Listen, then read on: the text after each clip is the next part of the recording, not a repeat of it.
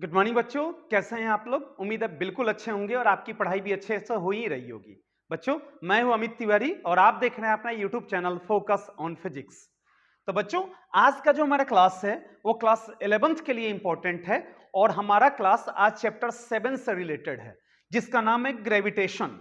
आज के इस 11th के फिजिक्स के एमसीक्यू सीरीज में टोटल 25 क्वेश्चन होने वाले हैं। तो चलिए शुरू करते हैं आज के इंपॉर्टेंट एमसीक्यू को। Question number 1, the force of attraction between any two bodies of this universe is called. इस ब्रह्मांड में किसी भी दो वस्तुओं के बीच लगने वाले आकर्षण बल को कहा जाता है। बच्चों देखिए, सपोज कीजिए कि हमारे पास एक बॉडी यूनिवर्स में यहां पर है और एक बॉडी यहां पर है, ठीक है ना। तो फर्स्ट बॉडी के द्वारा सेकंड पर और सेकंड बॉडी के द्वारा फर्स्ट पर फोर्सेज अप्लाई हो रहे हैं। अच्छा, एक थर्ड बॉडी अगर यहां पर प्रेजेंट है तो फर्स्ट के द्वारा थर्ड पर और थर्ड के द्वारा फर्स्ट पर, उसी तरह सेकंड के द्वारा थर्ड पर और थर्ड के द्वारा सेकंड पर लगातार फोर्सेज अप्लाई किए जा रहे हैं। यानी कि इस ब्रह्मांड में उपस्थित प्रत्येक दो वस्तु एक दूसरे को अपनी तरफ अट्रैक्ट करने की कोशिश कर रहा है। जैसे फर्स्ट बॉडी सेकंड को अट्रैक्ट करने की कोशिश कर रहा है और सेकंड फर्स्ट को, उसी तरह सेकंड थर्ड को अट्रैक्ट करने की कोशिश कर रहा है और थर्ड सेकंड को, उसी तरह फर्स्ट थर्ड को अट्रैक्ट करने की कोशिश कर रहा है और थर्ड फर्स्ट को अट्रैक्ट करने की कोशिश कर रहा है। तो इस यूनिवर्स में प्रेजेंट किसी भी दो वस्तु को आप उठा लीजिए, उन दोनों वस्तुओं के बीच एक दूसरे को अपनी तरफ अट्रैक्ट करने के लिए एक फोर्सेज लग रहे हैं, ठीक है ना। उस फोर्स ऑफ अट्रैक्शन को ग्रेविटेशनल फोर्स कहा जाता है, गुरुत्वाकर्षण बल कहा जाता है। Next, the force of attraction between earth and a body placed on or near the surface of earth is called as. पृथ्वी तथा उसके सतह पर स्थित या उसके सतह के नजदीक स्थित वस्तु के बीच लगने वाले आकर्षण बल को कहा जाता है। देखिए बाबू, अभी पढ़े ना कि इस यूनिवर्स में हर दो ऑब्जेक्ट में से फर्स्ट ऑब्जेक्ट सेकंड को और सेकंड ऑब्जेक्ट फर्स्ट को अपनी तरफ अट्रैक्ट करने की कोशिश कर रहे हैं, तो उसे क्या कहते हैं? ग्रेविटेशनल फोर्स कहते हैं। अगर इन दोनों ऑब्जेक्ट में कोई एक ऑब्जेक्ट अर्थ हो जाए और दूसरा कोई भी ऑब्जेक्ट हो जाए, वह ऑब्जेक्ट या तो अर्थ के सरफेस के आसपास होना चाहिए या अर्थ के सरफेस पर होना चाहिए। जैसे अर्थ और हमारे बीच में, ठीक है ना, जो फोर्स लगेंगे उसे हम फोर्स ऑफ ग्रेविटी कहते हैं, गुरुत्वीय बल कहते हैं। अब फोर्स ऑफ ग्रेविटी और ग्रेविटेशनल फोर्स में क्या अंतर है? ग्रेविटेशनल फोर्स में कोई भी दो ऑब्जेक्ट, यूनिवर्स में प्रेजेंट किसी भी दो ऑब्जेक्ट के बीच में जो अट्रैक्शन फोर्स लगता है उसे हम ग्रेविटेशनल फोर्स कहते हैं।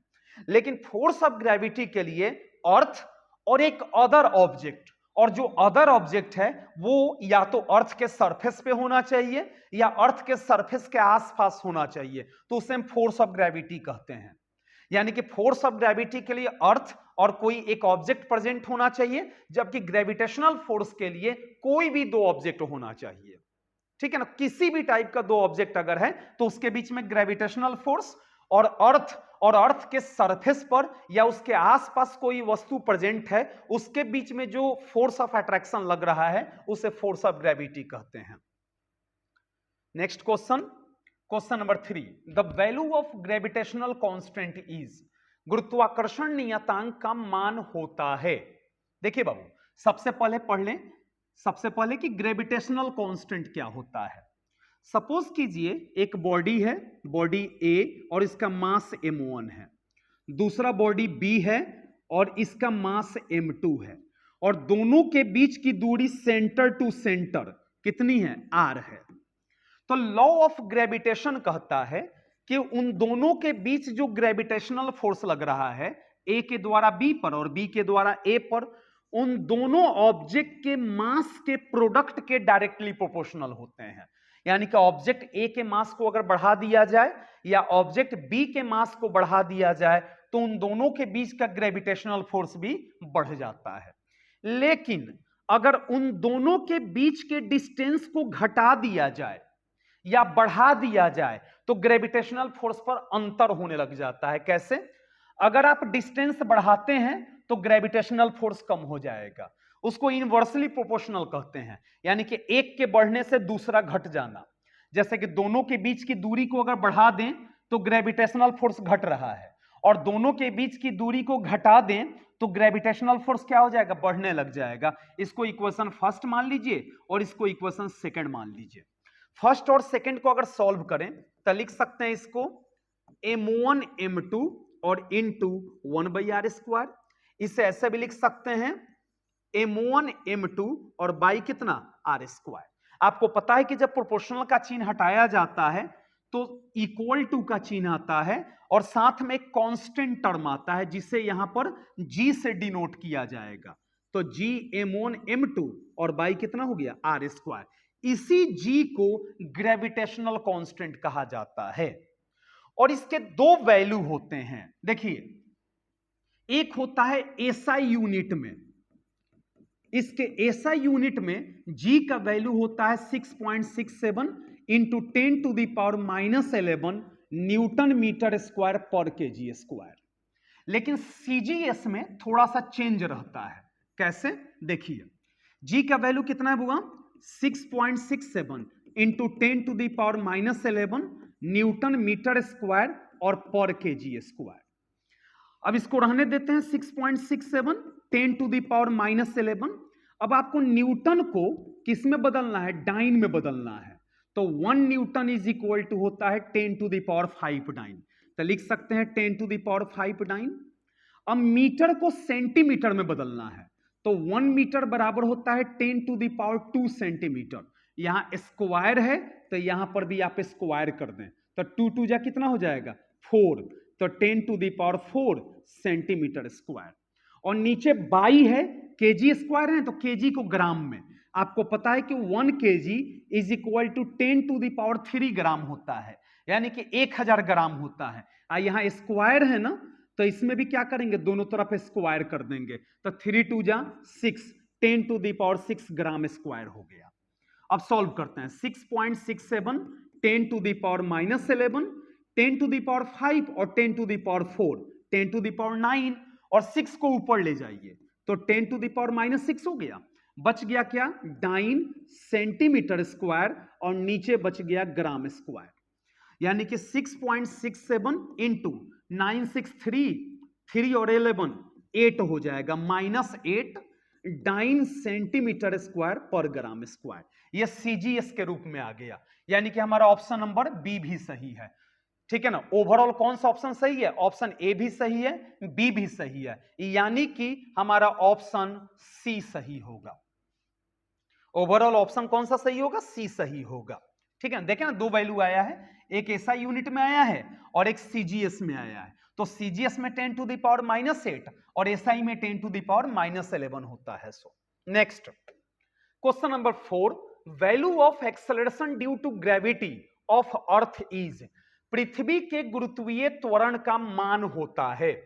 बाबू ये तो पता है कि ऑप्शन बी सही होने वाला है कि 9.8 मीटर पर सेकंड स्क्वायर होता है। कैसे होता है ध्यान दीजिए। जैसे सपोज कीजिए ये अर्थ है और अर्थ के सरफेस पर एक ऑब्जेक्ट प्रेजेंट है। इस ऑब्जेक्ट का मास m1 और अर्थ का मास m2 मान लेते हैं, यह ज्यादा बेहतर है। इसको आप स्मॉल m मान लीजिए और अर्थ के मास को कैपिटल M मान लीजिए और इसके डिस्टेंस को कैपिटल R मान लीजिए। तो चूंकि ऑब्जेक्ट कहां पर है, अर्थ के सरफेस पर है, तो वहां पर फोर्स ऑफ ग्रेविटी लगेगा। ठीक है ना, और फोर्स ऑफ ग्रेविटी का फॉर्मूला होता है mg। ठीक है ना, mg होता है। अब आप देखिए, इसको इक्वेशन फर्स्ट मान लेते हैं। अच्छा एक चीज और ध्यान दीजिए, हम बोले ना कि इस यूनिवर्स में हर दो वस्तुओं के बीच में फोर्स लगता है, जिसे क्या कहते हैं, ग्रेविटेशनल फोर्स कहते हैं।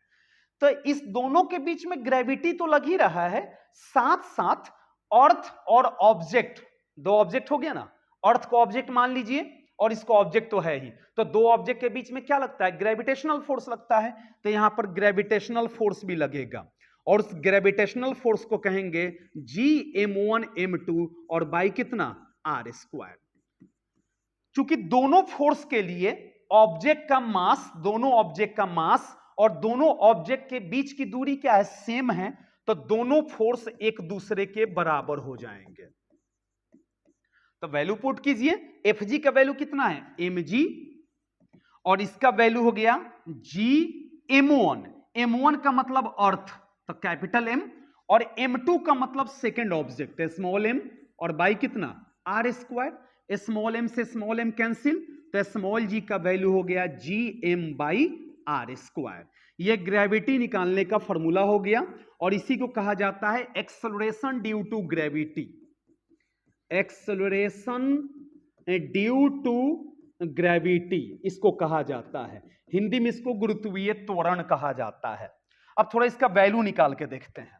हमारे पास आ गया G is equal to G M by R square. Value put कीजिए कैपिटल G का 6.67 into 10 to the power -11, unit हटा देते हैं, मास अर्थ का मास तो 6 इंटू 10 का पावर 24 kg, और बाई रेडियस स्क्वायर है ना, तो अर्थ का जो रेडियस होता है वह होता है 6400 किलोमीटर। अगर इसको मीटर में बदलें तो 6400 इंटू 1000, यानी कि लिख सकते हैं 64 into 10 to the power 5 metre में, स्टैंडर्ड फॉर्म में 6.4 into 10 to the power 6 metre लिख सकते हैं। अब वैल्यू पुट कीजिए आर स्क्वायर का, कितना है 6.4 इंटू 10 टू द पावर 6, यहां स्क्वायर है तो स्क्वायर करते हैं। अब 6.67 इंटू 6 लिख देते हैं, और 24 में से 11 गया 13 हो जाएगा, और बाई 6.4 6.4 6 टू जा कितना हो जाएगा 12 हो गया। अब इसमें गुना कीजिएगा तब 40.02 आएगा, और इंटू 10 का पावर 13 और 12 को ऊपर लेके चले जाइए तो माइनस में हो जाएगा, और बाई 6.4 में तो 40.96, पॉइंट से पॉइंट खत्म। हमारे पास आ गया 4002 अब बाई 4096 इंटू 13 में से 12 गया 1, यानी कि 40020 और बाई 4096, जब इसको डिवाइड कीजिएगा तो लगभग ये 9.8 मीटर पर सेकंड स्क्वायर के करीब में आएगा। ठीक है ना, तो हमारा आंसर कौन सा हो जाएगा बताइए कि 9.8 मीटर पर सेकंड स्क्वायर होने वाला है।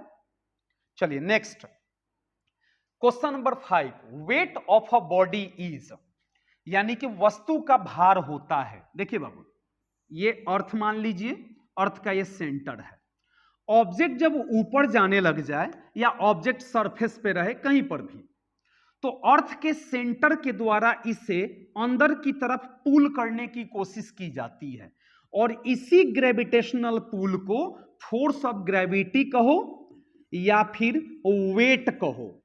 ऑब्जेक्ट का वेट इसी फोर्स ऑफ ग्रेविटी पर डिपेंड होता है, और W is equal to formula हो जाता है mg, यानी कि हमारा फॉर्मूला हो जाएगा mg। Next, gravitational force between two bodies is, दो वस्तुओं के बीच का गुरुत्वाकर्षण बल हमेशा होता है, जैसे कि एक ऑब्जेक्ट और दूसरा ऑब्जेक्ट।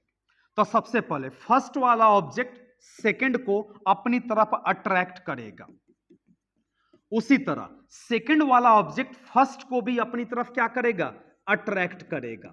दोनों एक दूसरे को अपनी तरफ क्या करेंगे अट्रैक्ट करेंगे। तो सबसे पहले अट्रैक्टिव फोर्स तो हो ही गया, ठीक है ना।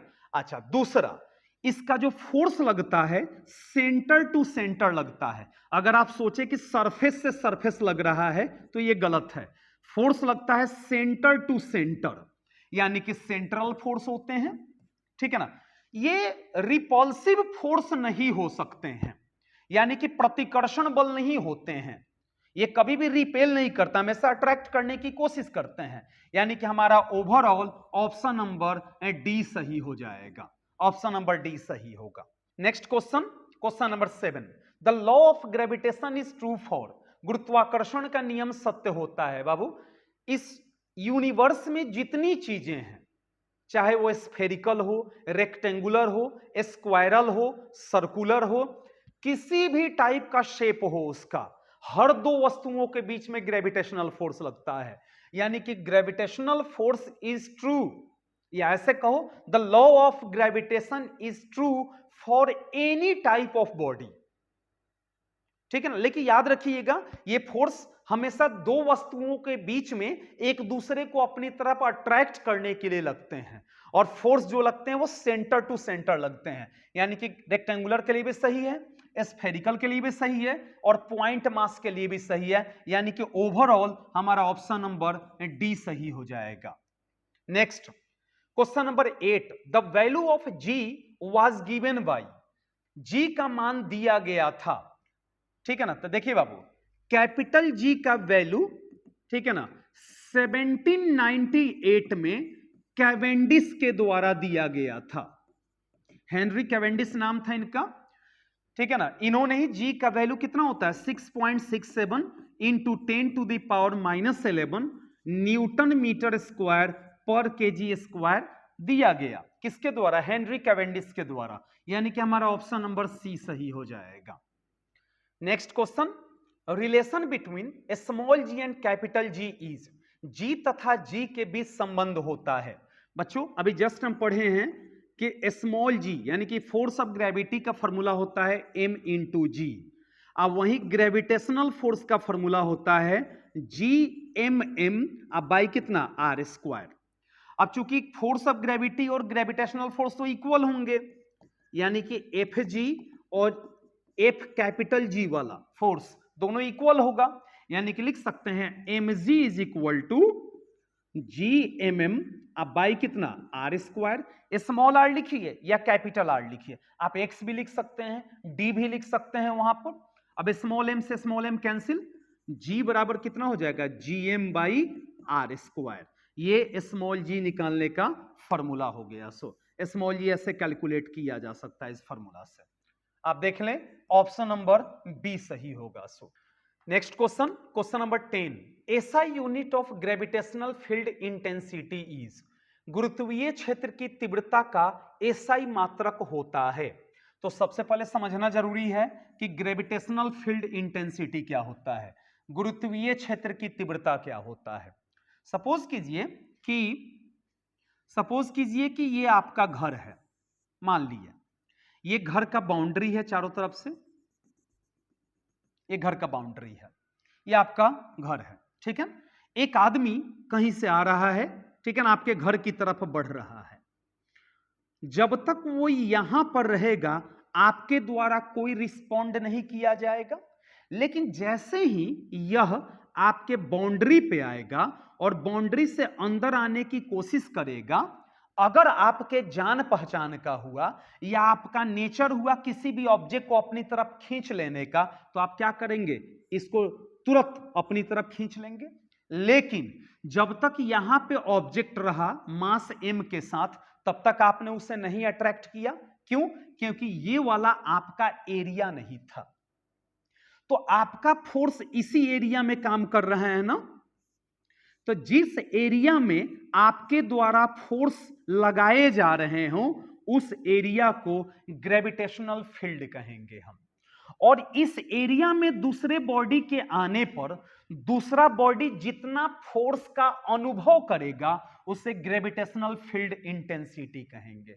जैसे कि मान गए आप देखते होंगे कि हर एक मोहल्ले में जितने कुत्ते होते हैं उनका अपना एक एरिया फिक्स होता है, उस एरिया के बाहर वो नहीं जा सकते हैं, लेकिन बाहर वाले को उस एरिया में आने भी नहीं दे सकते हैं, क्योंकि अगर बाहर वाला अंदर आएगा तो कटा जाएगा, और अंदर वाला अगर बाहर जाएगा तो दूसरे के द्वारा काटा जाएगा। तो आप देखेंगे कि हर एक कुत्ता जो होता है अपना एरिया फिक्स रखता है, जिसके अंदर वो अपने फोर्स को फील कराता है। किसको? दूसरे को।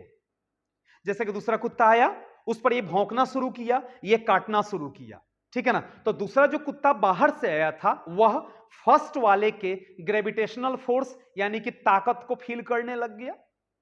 तो जिस एरिया में किसी बॉडी के द्वारा फोर्स अप्लाई किए जाते हो उस एरिया को ग्रेविटेशनल फील्ड कहते हैं, और जितना फोर्स का अनुभव कराया जाता है उसे ग्रेविटेशनल फील्ड इंटेंसिटी कहते हैं हम, ठीक है ना। और ग्रेविटेशनल फील्ड इंटेंसिटी हर एक बॉडी का होता है, हर एक बॉडी का अपना, किसी का छोटा होगा फील्ड, किसी का फील्ड ज्यादा होगा, किसी का साम्राज्य कम होगा, किसी का साम्राज्य ज्यादा होगा। तो जहां जहां तक साम्राज्य फैला हुआ होगा वो ग्रेविटेशनल फील्ड होगा, और उस साम्राज्य में जितने ताकत लगाए जा रहे हैं किसी दूसरे बॉडी पर हटाने के लिए या अंदर लाने के लिए, उससे ग्रेविटेशनल फील्ड इंटेंसिटी कहेंगे। लेकिन ये साम्राज्य के लिए लागू नहीं होता है, दो ऑब्जेक्ट के लिए अप्लाई होता है। सो ग्रेविटेशनल फील्ड इंटेंसिटी को कैपिटल आई या कैपिटल ई से डिनोट किया जाता है, और इसका फॉर्मूला होता है फोर्स बाई मास। किसका मास? जो ऑब्जेक्ट आ रहा था, बड़े वाले का नहीं, छोटे वाले का मास। अब इसका यूनिट देखें तब फोर्स का यूनिट न्यूटन और मास का केजी, तो एक तो यूनिट आ गया न्यूटन पर केजी, जो कि इसमें था ही नहीं कहीं पर। फिर से चेंज करते हैं, न्यूटन पर केजी हुआ ना, तो न्यूटन को लिख सकते हैं केजी मीटर पर सेकंड स्क्वायर, और नीचे कितना है? केजी है, तो केजी से केजी खत्म, हमारे पास हो गया मीटर पर सेकंड स्क्वायर। आप देख लें कहां पर है, ऑप्शन नंबर बी सही हो गया। उम्मीद है समझे होंगे ग्रेविटेशनल फील्ड और ग्रेविटेशनल फील्ड इंटेंसिटी, याद रहेगा जरूर आपको। ये कुत्ते के एग्जांपल लेके चलेंगे तो ज्यादा याद रखेंगे आप। Question number 11, dimensional formula of E अथवा आई का विमीय सूत्र होता है। तो अभी पढ़े हैं ई का यूनिट क्या होता है? मीटर पर सेकंड स्क्वायर। तो मीटर को एल लिख सकते हैं और सेकंड को टी लिख सकते हैं, तो आप लिख सकते हैं एल टी माइनस टू, यानी कि एम जीरो एल वन और टी माइनस टू। आप देख लें दोनों में से जो हो वो सही होगा, एल वाला ही है, तो L T minus two. Next question, question number 12, which of the following is correct for gravitational potential? निम्न में से कौन गुरुत्वीय विभव के लिए सही है? तो सबसे पहले हम जानते हैं कि ग्रेविटेशनल पोटेंशियल क्या होता है। सो गुरुत्वीय विभव क्या होता है समझिएगा। सपोज कीजिए एक बॉडी है और एक छोटा सा बॉडी कोई इनफाइनाइट पर प्रेजेंट है। अब इन्फिनिटी से इस छोटे बॉडी को बड़े बॉडी के ग्रेविटेशनल फील्ड में लाने में जितना वर्क डन किया जाएगा उसी को ग्रेविटेशनल पोटेंशियल कहा जाता है। पोटेंशियल का मतलब ताकत, ठीक है ना। तो इन्फिनिटी से एक सिंगल बॉडी के ग्रेविटेशनल फील्ड में लाने में जितना वर्क डन किए जाते हैं उसी को क्या कहते हैं? ग्रेविटेशनल पोटेंशियल कहते हैं, और इसे भी से डिनोट किया जाता है। भी का फॉर्मूला होता है W by small m. Small m क्यों? तो छोटे बॉडी को कहां से लाया जा रहा है? इन्फिनिटी से सिंगल पॉइंट पर लाने में जितने वर्क डन हुए, तो स्मॉल एम इसमें इन्वॉल्व होगा। सो तब भी इक्वल टू कितना हो गया? W बाई एम हो गया। तो पहला फॉर्मूला तो मिल गया, भी equal to W by m. अच्छा, W का एक और फॉर्मूला होता है माइनस जी एम एम, और बाई कितना? R। नीचे कितना है? स्मॉल एम है, स्मॉल एम से स्मॉल एम कैंसिल, तब भी इक्वल टू हो गया minus G M by R, यानी कि ऑप्शन नंबर बी भी मिल गया। ओवरऑल ऑप्शन नंबर हमारा सी सही होगा। नेक्स्ट क्वेश्चन नंबर 13, ऐसा unit of gravitational potential is. Gravitational potential का यूनिट क्या होता है? बच्चों ग्रेविटेशनल पोटेंशियल का फॉर्मूला पढ़े हैं आप, क्या होता है? अभी पढ़े हैं कि वर्क बाई कितना हो जाता है? मास हो जाता है। अच्छा, वर्क का यूनिट होता है जूल और मास का यूनिट होता है केजी, तो लिख सकते हैं जूल पर केजी। अच्छा, जूल के बदले में एक और चीज लिखा जा सकता है कि न्यूटन मीटर, और नीचे केजी है तो एक और हो गया न्यूटन मीटर पर केजी। अच्छा, न्यूटन के बदले में आप लिख सकते हैं केजी मीटर पर सेकंड स्क्वायर। नीचे कितना है? केजी है, और ऊपर क्या है? एक मीटर है ना, यानी कि हमारे पास हो गया केजी मीटर स्क्वायर अब by second square KG. KG से केजी खत्म, हमारे पास बच गया मीटर स्क्वायर पर सेकंड स्क्वायर, यानी कि ऑप्शन ए सही है, ऑप्शन बी सही है, ऑप्शन सी सही है, ओवरऑल डी सही होगा। Next question, question number 14, what is the dimensional formula of G.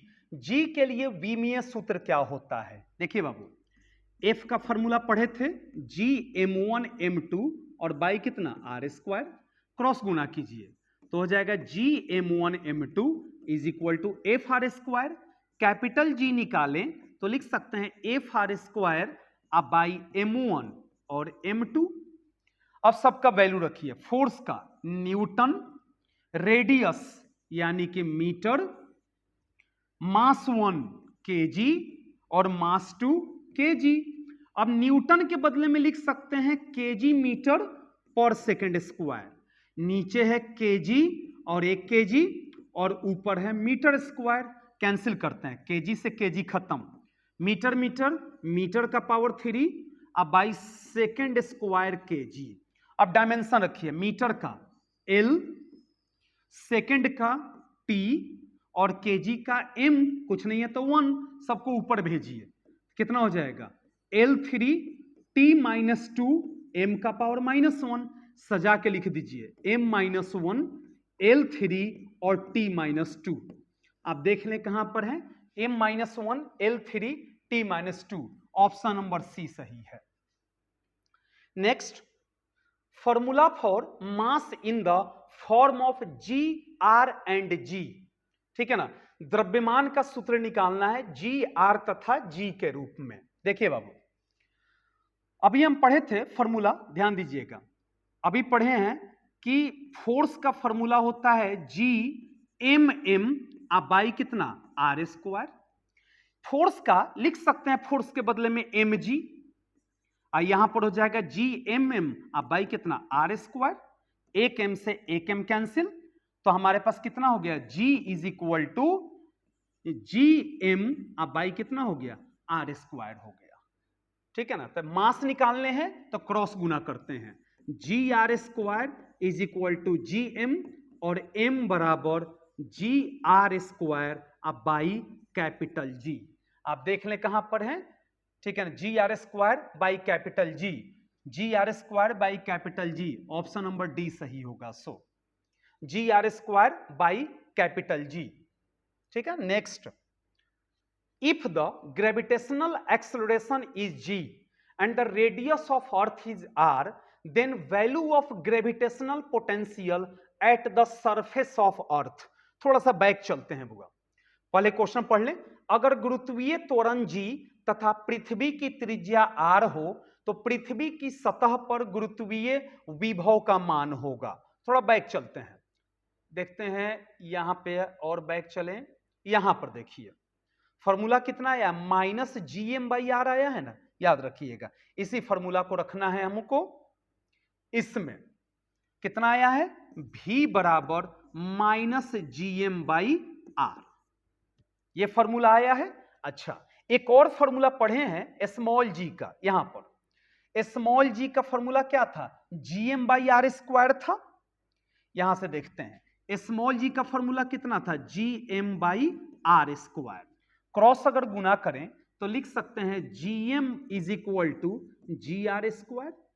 Ji M, यहां पर भी जी एम है ना, तो जी एम का वैल्यू कितना है, जी आर स्क्वायर है ना, तो रख दीजिए जी आर स्क्वायर बाई, यहां पर कितना आर है, यहां माइनस है तो माइनस, आर से आर कैंसिल, कितना हो गया माइनस जी आर हो गया, यानी कि हमारा ऑप्शन नंबर ए सही होगा, minus G R. Next, question number 17, the gravitational potential energy of a body at infinity is, अनंत पर वस्तु की गुरुत्वीय स्थितिज ऊर्जा होती है। बाबू देखिए, पोटेंशियल एनर्जी निकालने का फॉर्मूला होता है G M m by R. क्या कर रहा है, इंफिनिटी पर रखने के लिए, तो जी एम एम और आर के बदले में इनफाइनाइट रख दिए हम, तो किसी भी टर्म को जब इनफाइनाइट से डिवाइड कीजिएगा तो आंसर 0 हो जाएगा, यानी कि ऑप्शन नंबर सी सही होगा। Next, the value of G is more at poles, G का मान अधिक होता है कहां, ध्रुवों पर।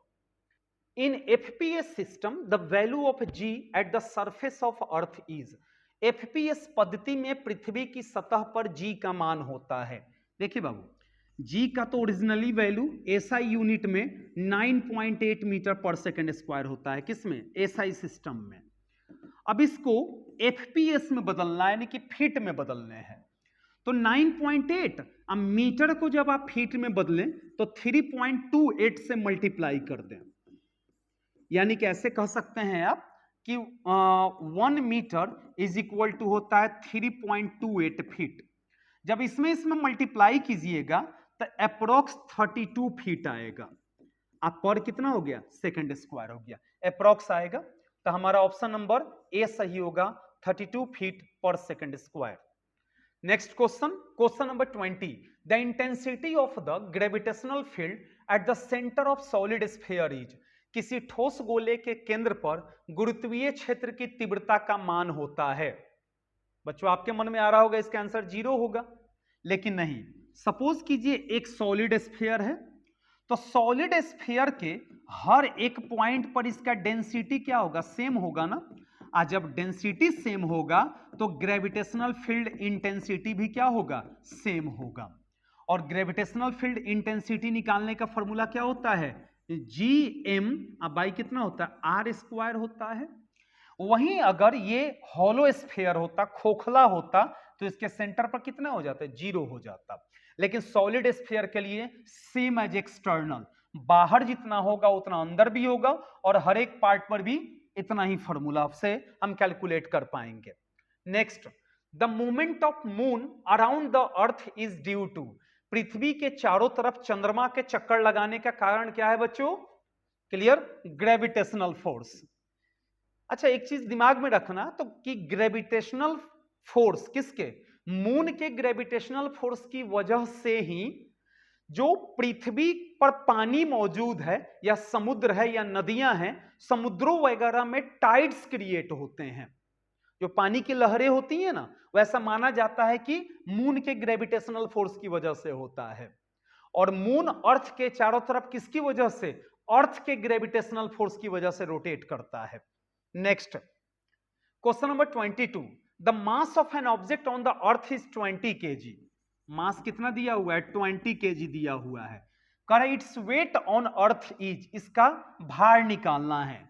तो W इज इक्वल टू होता है mg, तो m दिया हुआ है 20 और g का वैल्यू 9.8, मल्टीप्लाई कर दीजिए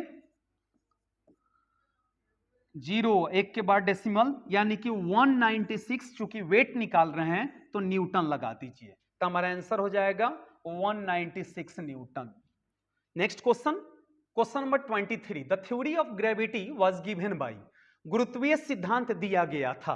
बच्चों ये तो क्लियर है कि न्यूटन साहब के द्वारा दिया गया था।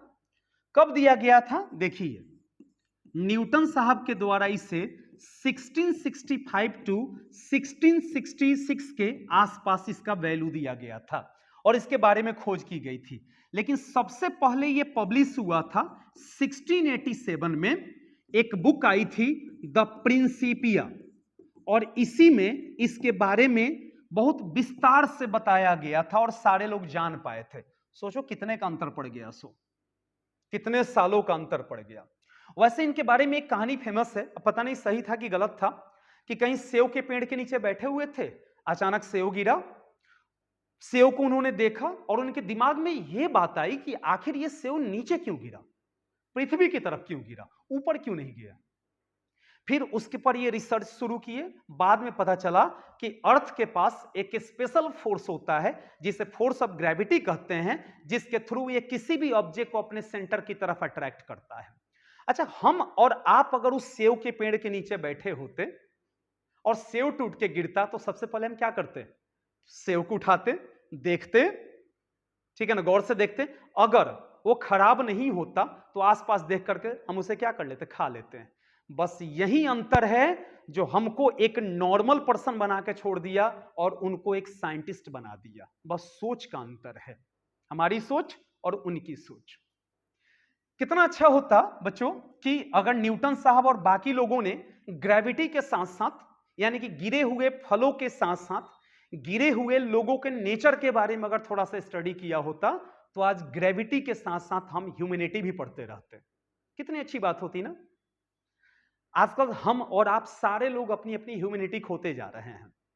इंसान को इंसान से लगाव नहीं है, कोई परेशान है, कोई दुखी है, बस बगल वाले देख करके साइड से निकल जाते हैं, कोई हेल्प नहीं करना चाहता है। बहुत कम लोग बचे हुए हैं जो हेल्प कर रहे हैं। धीरे धीरे ये खत्म हो रहा है, ह्यूमैनिटी खत्म होते जा रहा है। कितना अच्छा रहता है कि सारे लोग मिल करके अगर ह्यूमैनिटी पर सर्च करते, गिरे हुए लोगों पे सर्च करते, तो आज ये दुनिया इतनी बर्बाद नहीं होती। खैर छोड़िए, आइए वापस। Next question number 24, what is the gravitational potential energy of two masses infinite distance away from one another या ईच अदर। दो वस्तुओं के बीच की गुरुत्वीय स्थितिज ऊर्जा क्या होगी अगर वे एक दूसरे से अनंत दूरी पर स्थित हैं? बच्चों याद रखिएगा, पोटेंशियल एनर्जी हमेशा निगेटिव होता है, हमेशा निगेटिव होता है, ठीक है ना। नेक्स्ट और आज का last question, acceleration due to gravity on the surface of moon. चंद्रमा की सतह पर गुरुत्वीय त्वरण का मान होता है। देखिए बाबू, ग्रेविटी निकालने का फॉर्मूला होता है Gm/r²। अगर अर्थ की बातें करें तो mass of earth, radius of अर्थ, और अगर मून की बातें करें तो G mass of moon by radius of moon का होल स्क्वायर। बच्चों मास ऑफ मून जो होता है, यहां पर मास ऑफ मून वो बराबर होता है 7.4 इंटू 10⁻22 kg के, मून के लिए है। वहीं रेडियस ऑफ मून होता है 1750 किलोमीटर। इसको मीटर में चेंज करें तो 7050 और इंटू 1000 यानी कि 175 10⁴ यानी कि 1.75 इंटू 10⁶ मीटर हो जाएगा। वहीं अर्थ की बातें करें तो अर्थ का मास होता है 6 इंटू 10⁻24 kg, ठीक है ना, और रेडियस होता है अर्थ का 6.4 इंटू 10⁶ मीटर।